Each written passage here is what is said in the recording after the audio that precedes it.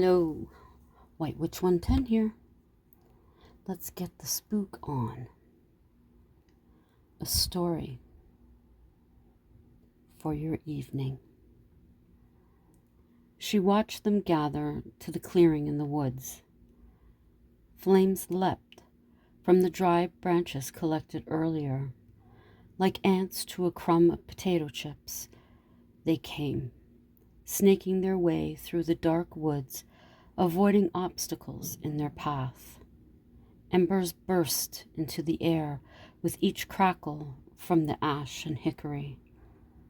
Some wore flowing black capes, others arrived in jeans.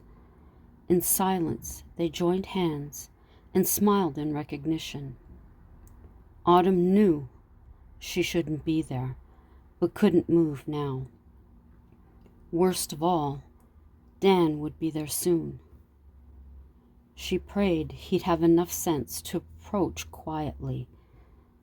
The woods glowed orange, the reflection danced on their faces. In total, there were 10. 2 closest to her broke hands, turning in her direction. Frantic, Autumn ducked down till the dry leaves touched her chin. Their hands were outstretched, and smiles on their faces. It was like a beam of warmth, welcoming warmth. Under no power of her own, Autumn rose without effort. She stood for a moment before the first step. From behind, a forceful hand took hold of her shoulder, pulling her back. The trance was broken. Dan continued to walk her backwards to the crude path. "What were you doing?" he questioned in a whisper. I don't know," she stammered, keeping her gaze towards the group, arms still open and smiles of welcome. Autumn began to speak, then was quickly hushed by Dan's finger to her lips. "Listen." It was almost inaudible.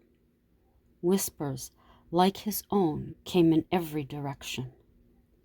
Dan's eyes searched the surrounding dark areas, but no movement was detected. His panic rose with the whispers, which were becoming clear.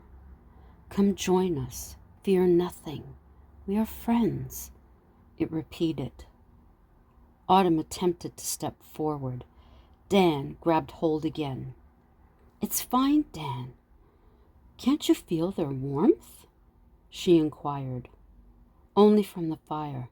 This is all a trick," he stated firmly, though his last word wavered slightly. "Let's get you out of here before something happens." He was gentle this time, fearing she may bolt forward. With a twinge of sadness, she turned and followed. Inside her chest, she felt the loss of friendship left behind. The air was much colder the further they progressed. Soon, the bright lights of the parking lot stung her sensitive eyes. She had sat in the dimness so long, it took minutes to adjust. Dan had her seatbelted in, car doors locked, when they drove away. Autumn's own panic set in. There was a strong emotional tug, pulling her back. In the clearing, flames leapt with each peak of emotion. The circle closed once again, and all was silent. The woods were once more asleep. By the time they arrived home, Autumn appeared to be herself.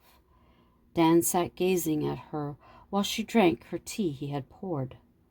Against his better judgment, he stoked the embers in the fireplace. Adding sticks of hickory, flames grew and warmth emerged from the firebox. Hearth and home had been carefully carved in the large stone above many years ago. Autumn once again regressed to a trance-like state.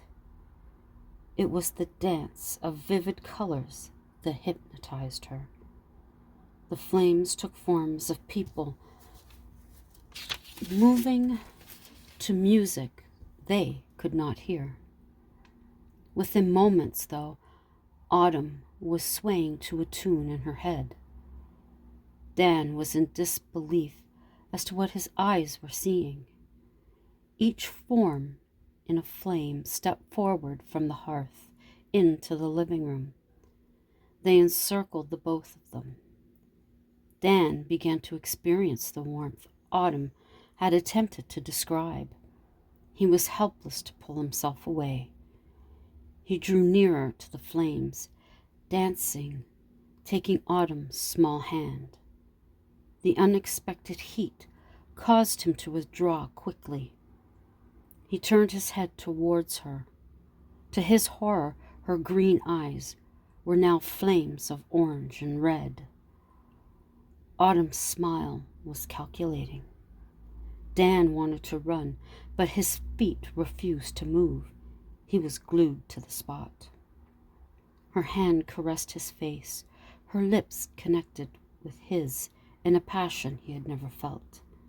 Seconds later, the pleasure turned to pain.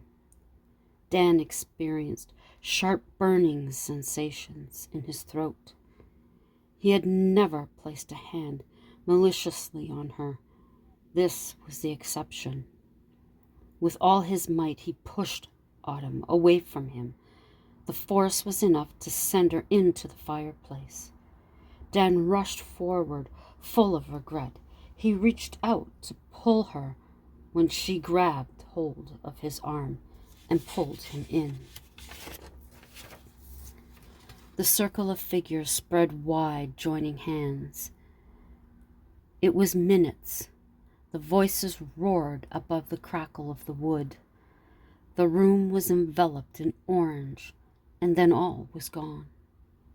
Dan, Autumn, the room, and the house. There were no scorch marks left on the ground. Only the smell of burnt wood filled the space.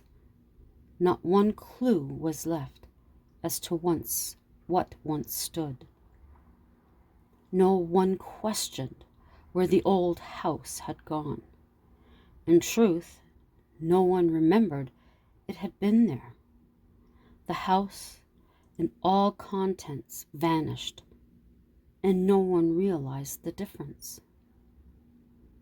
The clearing in the woods, on the darkest Halloween night, they gather again.